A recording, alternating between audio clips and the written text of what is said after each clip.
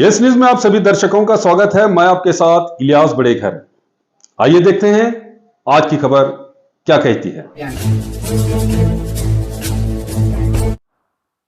ದಿನಾಂಕ 28 ತಾರೀಕಿನ ದಿವಸ ನಗರ ಶಾಸಕರಾದಂಥ ಬಸನಗೌಡ ಪಾಟೀಲ್ ಯತ್ನಾಳ ವಿರೋಧವಾಗಿ ನಮ್ಮ ಬಿಜಾಪುರ ರಕ್ಷಣಾ ಕಮಿಟಿ ವತಿಯಿಂದ ವಿರೋಧ ವ್ಯಕ್ತಪಡಿಸುವ ಸಲುವಾಗಿ ನಾವು ಜಿಲ್ಲೆಯ ಎಲ್ಲ ಸಚಿವರಿಗೆ, ಶಾಸಕರಿಗೆ, MLC ಅವರಿಗೆ ಎಲ್ಲರಿಗೆ ಆಹ್ವಾನ ಮಾಡಿದ್ವಿ. ಅವರು ನಮ್ಮನ್ನು ಬೆಂಬಲಿಸುವ ಸಲುವಾಗಿ ಮತ್ತು ಎಲ್ಲರಿಗಿಂತ ದ ಲಾಸ್ಟ್ ಅಂದ್ರೆ ಅಲ್ಲನ ನಂತರ ಯಾರ ರೀತಿ ಅಂದ್ರೆ ಅದು ಮೊಹಮ್ಮದ್ ಪೈಗಂಬರ್ ಅವ್ರ ಪರವಾಗಿ ಅವಳನ ಕಾಳಿ ಹೇಳಿದ್ರಿಂದ ಎಲ್ಲರೂ ಬಂದು ಕಿಸಿ ನಮ್ಗೆ ವ್ಯಕ್ತಪಡಿಸಿದ್ರು. ಆ ಸಂದರ್ಭದಲ್ಲಿ ನಾವು ಆ್ಯಕ್ಷನ್ ಕಮಿಟಿ ವತಿಯಿಂದ ಎಲ್ಲ ಶಾಸಕರಿಗೆ, ಸಚಿವರಿಗೆ ಧನ್ಯವಾದಗಳನ್ನು ಅರ್ಪಿಸಿದ್ದೇವೆ. ಅದು ಅಲ್ಲದೆ ಯಾವತ್ತೂ ನಾವು ಅವ್ರ ಜೊತೆಯಲ್ಲಿ ಇದ್ದು ಅವ್ರ ಕೈಯಲ್ಲಿ ನಾವು ಕೆಲಸ ಮಾಡ್ಕೊತ ಬಂದಿದ್ದೀವಿ. ಅವ್ರ ಮಾರ್ಗದರ್ಶನದಿಂದ ಎಲ್ಲ ಕೆಲಸ ಮಾಡ್ಕೊಂಡು ಬಂದಿವೆ.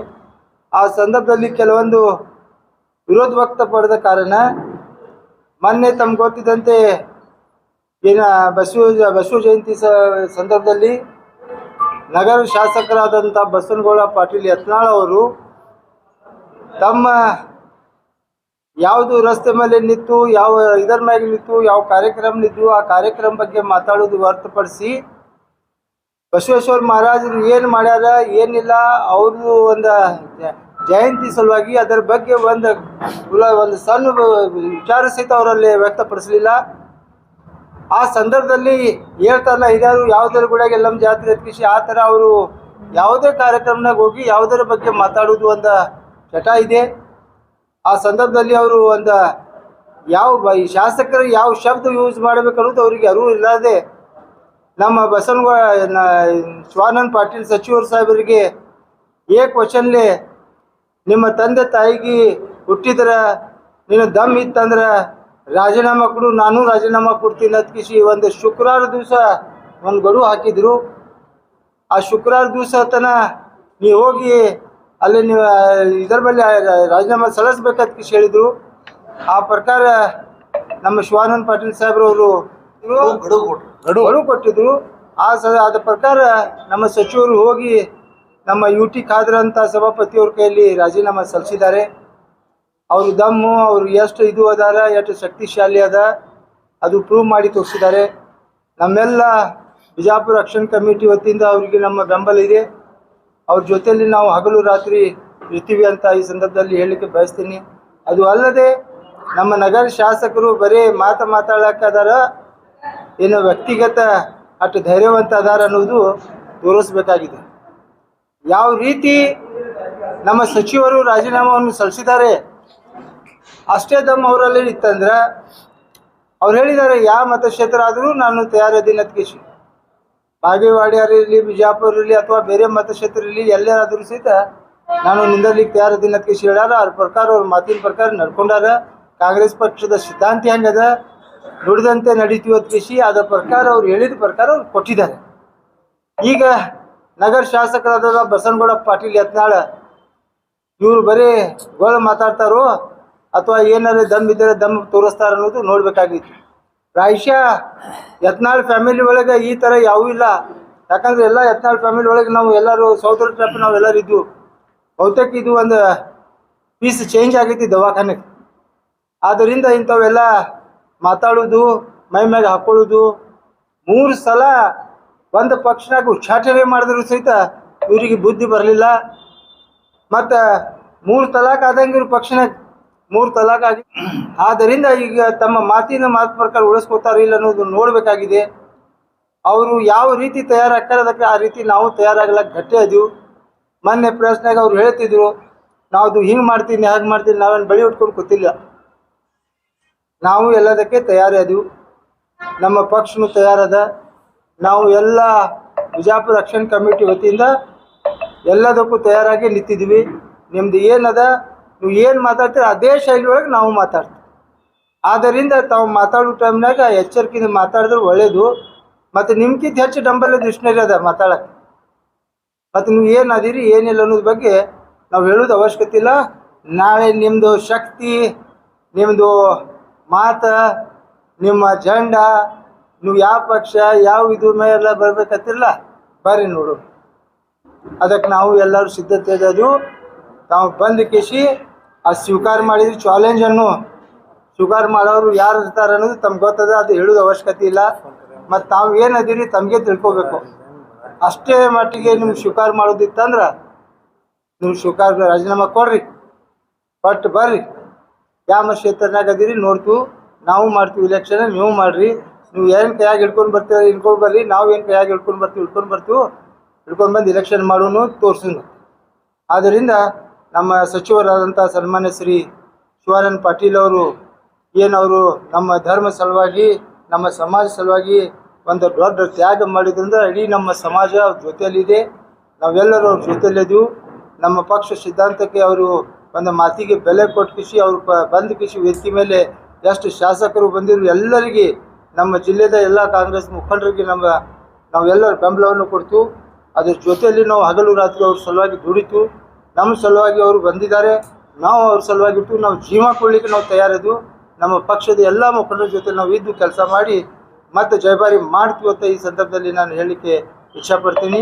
ಅದು ಮತ್ತು ಬಸವನಗೌಡರು ಅಷ್ಟೇ ತಾಕತ್ತಲ್ಲೇ ಶಕ್ತಿ ಅವ್ರು ಇತ್ತಂದ್ರೆ ಅವ್ರು ರಾಜೀನಾಮೆ ಕೊಟ್ಟು ಬರಲಿ ಅಂತ ಅವರಿಗೆ ಈ ಸವಾಲು ಸ್ವೀಕಾರ ಮಾಡಲಿ ಅಂತ ಅವ್ರಿಗೆ ಹೇಳಿ, ಆಮೇಲೆ ಮತ್ತೊಂದು ಮಾತು ಹೇಳಿದ್ರು ಅವರು, ಪಾಕಿಸ್ತಾನ ಬಗ್ಗೆ ಪಾಕಿಸ್ತಾನ ಬಗ್ಗೆ ಅದು ನಾವು ಯಾವುದೇ ಪಕ್ಷದ ಇದು ಸಂವಿಧಾನ ಇದು ಸಮಾವೇಶ ಇದ್ದಿದ್ದಿಲ್ಲ. ಆ ನೀಚ್ ಪಾಕಿಸ್ತಾನ ಬಗ್ಗೆ ನಾವು ಹೇಳಕ್ಕೆ ಹಿಂದೆ ಮುಂದೆ ತಿಳಿದಿಲ್ಲ. ನಾವು ಜಯ ಭಾರತ್ ಹೊತ್ತು, ಜಯ ಮಾತಾನು ಹೊತ್ತು, ಎಲ್ಲನೂ ಹೊತ್ತು. ನಮಗೇನು ಅನ್ಲಕ್ಕೆ ಆಗೋದು ಇಲ್ಲ. ನಾವು ಭಾರತೀಯರು, ನಾವು ಬರ್ತದ್ವಿ ಇಲ್ಲಿ. ನಾವು ಇದ್ದವರು ನಮ್ಮ ದೇಶದ ಸಲುವಾಗಿ, ನಮ್ಮ ದೇಶದ ಅನ್ನ ತಿತ್ತು, ನಮ್ಮ ದೇಶದ ನಾವು ಇಟ್ಟು, ನಮ್ಮ ದೇಶ ಸಂಬಂಧ ಗೌರವದ ಅಷ್ಟೇ ಶಕ್ತಿ ಮೋದಿಗೆ ಇತ್ತಂದ್ರೆ ಸಹಿತ ಆ ಮೋದಿಗೆ ಹೇಳ್ರಿ, ಆ ಪಾಕಿಸ್ತಾನಕ್ಕೆ ಏನು ಫೈಟ್ ಮಾಡೋದಿತ್ತಂದ್ರೆ ನಮ್ಮ ಮುಸಲ್ಮಾನರು ಚಾಯ್ಸ್ ಮಾಡತ್ತೇಳ್ರಿ, ನಾವೇ ಹೋಗಿ ಆ ಪಾಕಿಸ್ತಾನಕ್ಕೆ ಯುದ್ಧ ಮಾಡ್ತೀವಿ. ಇದ್ರೆ ನಾವು ಅದಕ್ಕೂ ತಯಾರದು. ಅದರ ಬಗ್ಗೆ ಹಿಂದೆ ಮುಂದೆ ತಿಳಿಯೋರು ಮುಸಲ್ಮಾನರು ಇಲ್ಲ. ಮುಸಲ್ಮಾನರು ದೇಶದ ಸಂಬಂಧ ಜೀವ ಕೊಡೋಕ್ಕೂ ತಯಾರದ.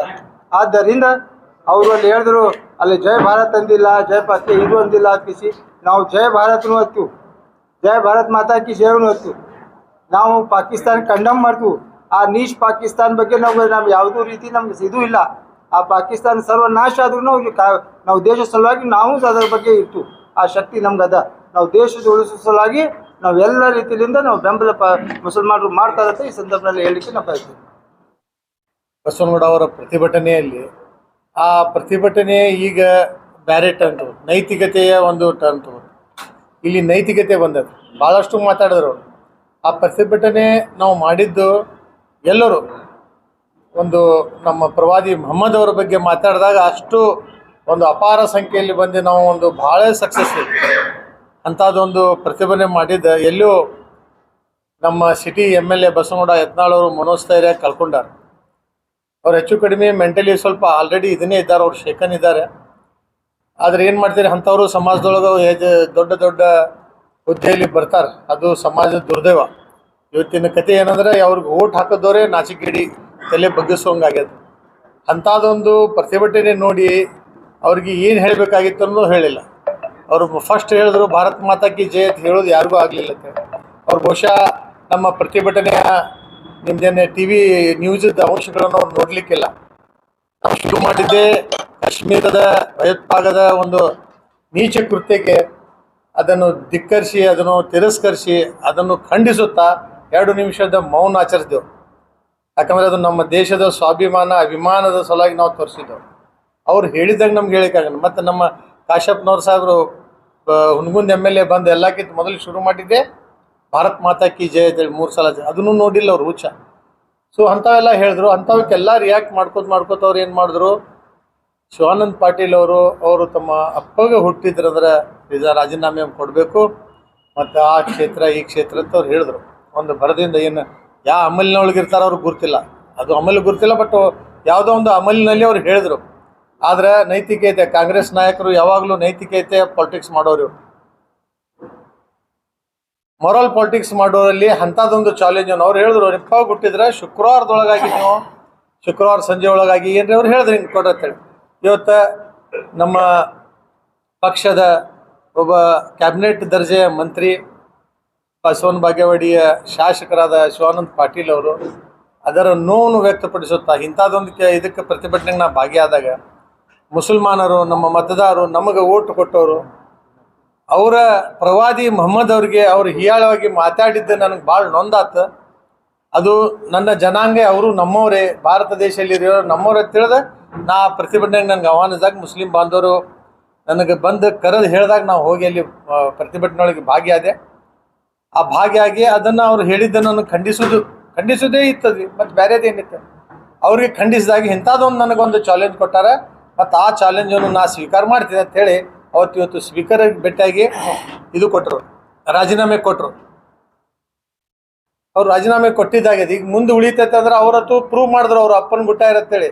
ಈಗ ಈ ಮಹಾಶಯ ಪ್ರೂವ್ ಮಾಡ್ಬೇಕಲ್ಲ, ನೀವು ಪ್ರೂವ್ ಮಾಡ್ಬೇಕು ಅದಕ್ಕೆ.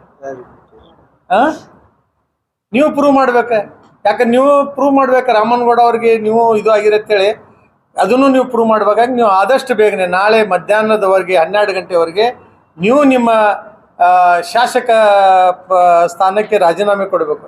ಯಾಕಂದ್ರೆ ಆ ಶಾಸಕ ಸ್ಥಾನ ಒಳಗೆ ಏನು ಹೆಚ್ಚು ಅರ್ಥನೂ ಉಳಿದಿಲ್ಲ. ನೀವೊಬ್ಬರ ಉಚ್ಚಾಟಿತ ಇದು ಇದ್ದೀರಿ, ಶಾಸಕ ಇದೀರಿ. ಯಾವ ಪಕ್ಷದಿಂದ ನಿಮಗೆ ಬಿಫಾರ್ಮ್ ಸಿಕ್ಕಿತ್ತು, ಯಾವ ಪಕ್ಷದಿಂದ ನೀವು ಪಕ್ಷದ ಚಿಹ್ನೆ ಮೇಲೆ ನೀವು ಆ ಇಲೆಕ್ಷನ್ ಇದು ಚುನಾವಣೆಯನ್ನು ಇದು ಮಾಡಿರಲ್ಲ, ಎದುರಿಸಿರಲ್ಲ. ಅದೇ ಪಕ್ಷ ನಿಮಗೆ ಈಗ ಧಿಕ್ಕಾರ ಮಾಡಿ ನಿಮ್ಗೆ ರಿಜೆಕ್ಟ್ ಮಾಡಿದ 3ನೇ ಸಲ. ಇಷ್ಟು ಮಾಡಿದಾಗ ನಿಮ್ಗೆ ಆ ಪಕ್ಷದಿಂದ ಯಾವುದೂ ಬೆಂಬಲನೂ ಇಲ್ಲ. ನೀವು ಒಂದು ಏನಾಗ್ಬಿಟ್ಟಿರಿ, ಒಬ್ಬರೇ ಒಂಬಟ್ಟಿಗೆ ಆಗಿರಿ. ಈಗ ನಿಮ್ಗೆ ಶಾಸಕ ಸ್ಥಾನದಿಂದ ಏನೂ ಹೆಚ್ಚು ಉಪಯೋಗನೂ ಇಲ್ಲ. ಮತ್ತು ನೀವು ಹೆಂಗಾದ್ರೂ ಚಾಲೆಂಜು ಮಾಡಿರಿ ಎಲ್ಲರಿಗೂ, ಅವ್ರಿಗೆ ಹೇಳ್ತಿದ್ದೆ ಅವ ಅಪ್ಪ ಗುಟ್ಟ ನೀವು ಅಪ್ಪ ಗುಟ್ಟ ಚಂತನ. ಒಂದು ಬಿಜಾಪುರ ಜಿಲ್ಲೆಯ ಪಾಲಿಟಿಕ್ಷನ್ನು ಹೊಲಸು ಮಾಡೋದ್ರೊಳಗೆ, ಡರ್ಟಿ ಮಾಡೋದ್ರೊಳಗೆ ನಿಮ್ದು ಎಲ್ಲಕ್ಕಿಂತ ದೊಡ್ಡ ಮೇಲ್ಗೈ. ನಿಮ್ಮ ಮಾಡುವ ಪಾಲಿಟಿಕ್ಸ್ದಿಂದ ನಮ್ಮ ಯುವಕರ ಮ್ಯಾಗ ಏನು ಇಫೆಕ್ಟ್ ಆಯ್ತು, ನಮ್ಮ ಸಮಾಜದ ಜನರು, ಹಿಂದೂ ಮುಸ್ಲಿಂ ಸಮಾಜದ ಮ್ಯಾಗ ಏನು ಇದು ಆಗ್ತದೆ. ನಾ ಅಭಿವೃದ್ಧಿ ಮಾತುಗಳನ್ನು ಬಿಟ್ಟು ಇದೇ ಮಾಡ್ಕೋತ ಕೂತೀನಿ. ಅದು ಬಿಟ್ಟರೆ ನೀವು ಹಿಂದೂ ಮುಸಲ್ಮಾನ್ಗೆ ಡಿವೈಡ್ ಕೆಲಸ ಮಾಡಿದ್ರೆ ಹಿಂದೂ ಮುಸಲ್ಮಾನ್ಗೆ ಏನೂ ಡಿವೈಡ್ ಆಗಿಲ್ಲ. ನಮ್ಮ ಏನಾರೇ ಕಾರ್ಯಕ್ರಮ ಇದ್ರೆ ಅವರು ನಮ್ಗೆ ವೆಲ್ ವಿಷಯರಾಗಿ ಕೆಲಸ ಮಾಡ್ತಾರೆ. ಅವ್ರದ್ದು ಏನಿದ್ದಾಗ ನಾವು ಜೊತೆನೇ ಇತ್ತು. ಬಸವ ಜಯಂತಿಯಿಂದ ನಿಮ್ಗೆ ಎಷ್ಟು ಖುಷಿ ಆಗಿದೋ ಅದಕ್ಕಿಂತ ಹೆಚ್ಚು ನಮಗೆ ಖುಷಿ ಆಗಿದೆ. ಪ್ರತಿಯೊಬ್ಬರು ಹೇಳ್ದಂಗೆ ನೀವು 2 ತಾಸು ಬಿಗಿದ್ರು ಅದರೊಳಗೆ ನೀವು ಬಸವ ಜಯಂತಿ, ಬಸವಣ್ಣನವರ ವಚನ, ಬಸವಣ್ಣನವರು ಹಾಕಿ ಕೊಟ್ಟ ನಮ್ಗೇನು ಹಾದಿ ಹಾಕಿಕೊಟ್ಟಾರ ಅದ್ರ ಬಗ್ಗೆ ನೀವು ಏನು ಮಾಡಲಿ. ಸಮಾಜ ಸುಧಾರಕರ ಹಾಕಿಕೊಟ್ಟದ ವೇದಿಕೆಯನ್ನು ದುರುಪಯೋಗ ಮಾಡಿಕೊಂಡು ಇವತ್ತು ನೀವು ಚಾಲೆಂಜ್ ಮಾಡಿದ್ರಿ. ಆ ಚಾಲೆಂಜ್ ನಮ್ಮ ಪಕ್ಷದ ನಾಯಕರು ಇದು ಅಕ್ಸೆಪ್ಟ್ ಮಾಡಿ ತಾವು ರಾಜೀನಾಮೆ ಕೊಟ್ಟಿದ್ದಾಗಿದೆ. ಇಡೀ ಕರ್ನಾಟಕದ ರಾಜ್ಯದ ಮೂಲೆಗೂ ಅದು ನ್ಯೂಸ್ ಹೋಗ್ತದೆ. ನೀವು ಆದಷ್ಟು ಬೇಕಂದ್ರೆ ನಾಳೆ 12 ಸಂಜೆವರೆಗೆ ನೀವು ರಾಜೀನಾಮೆ ಕೊಡ್ತೀರಿ. ಯಾಕಂದ್ರೆ ನೀವು ಪ್ರೂವ್ ಮಾಡ್ಬೇಕು. ಈಗ ನೀವು ಬಸವನಗೌಡ, ರಾಮನಗೌಡ, ಪಾಟೀಲ್, ಯತ್ನಾಳ್ ಅದಿರತ್ತೆ, ನೀವು ಪ್ರೂವ್ ಮಾಡೋ ಸಲುವಾಗಿ ನೀವು ನಾಳೆ ಕೊಡ್ತೀರತ್ತೆ ನಾವು ಅಂದರೆ. ಯಾಕಂದ್ರೆ ನೀವು ಯಾವಾಗ ಗಂಡಸೂರಂಗೆ ಮಾತಾಡ್ತಿರ್ತೀರಿ, ನಮಗೆ ಯಾರಿಗೂ ಗ್ಯಾರಂಟಿ ಇಲ್ಲ ಅದ್ರದ್ದು.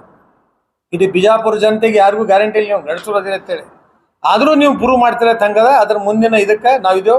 ವಿಶೇಷವಾಗಿ ಶಿವಾನಂದ ಪಾಟೀಲ್ ಅವರು ಇಂಥ ಒಂದು ದೊಡ್ಡ ಹೆಜ್ಜೆ ತೊಗೊಂಡ್ರು. ಅವರು ನಮ್ಮ ಸಮಾಜಕ್ಕೆ ಸಂಬಂಧಪಟ್ಟ ಒಂದು ವಿಷಯದ ಸಲುವಾಗಿ ತೊಗೊಂಡಾರಂದ್ರೆ ಅವ್ರಿಗೆ ನಾವು ಆಭಾರಿಯಾಗಿ ಮುಂದಿನ ದಿನಗಳಲ್ಲಿ ಎಲ್ಲರೂ ಕೂಡಿ ಇಡೀ ಕಾಂಗ್ರೆಸ್ ಪಕ್ಷ ಒಂದು ನೈತಿಕವಾಗಿ ಅವ್ರ ಜೊತೆ ಇದ್ದು ಕೆಲಸ ಮಾಡ್ತಾ ಅಂತ ಹೇಳಿ ನನ್ನ ಮಾತು.